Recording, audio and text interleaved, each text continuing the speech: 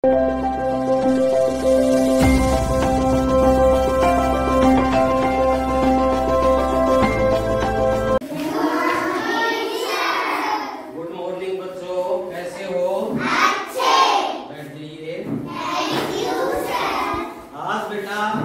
हिंदी विषय में व्याकरण के बारे में पढ़ेंगे।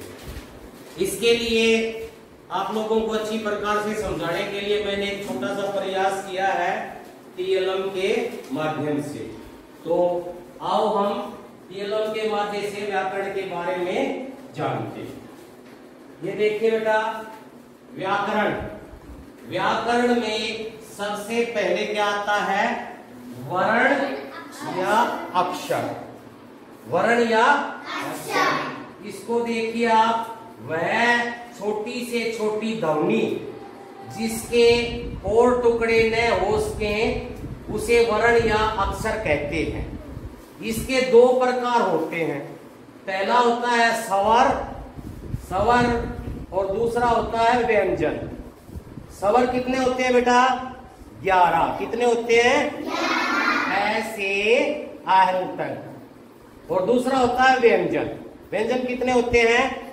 33। कितने होते हैं? 33। कैसे ज्ञ तक। समझ आ रहा है ना? इसके बाद हमने वर्ण के बारे में पढ़ लिया, वर्ण और अक्षर के बारे में। अगला क्या आता है?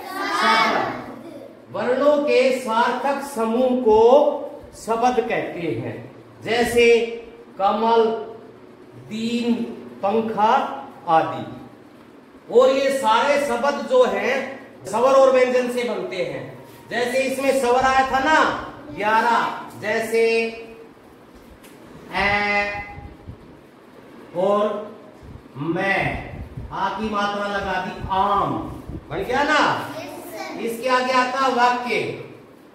वाक्य शब्दों का ऐसा समूह जिसका कोई भाव निकलता हो वाक्य कहलाता है। जैसे राम खाना खाता है, भाव निकला ना, राम खाना खाता है। इसके आगे क्या आता है बेटा? वचन। वचन में शब्द के जिस रूप से उसके एक या एक से अधिक होने का बोध होता है उसे वचन कहते हैं।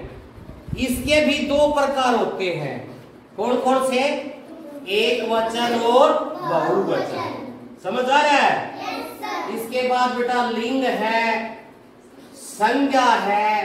जैसे संज्ञा किसी वस्तु, व्यक्ति, स्थान या भाव के नाम को संज्ञा कहते हैं, जैसे राम, गंगा आदि। इसके बाद संज्ञा के बाद क्या आएगा? सर्वनाम। क्या आएगा? जो शब्द संज्ञा के स्थान पर प्रयोग किए जाते हैं वे सर्वनाम कहलाते हैं।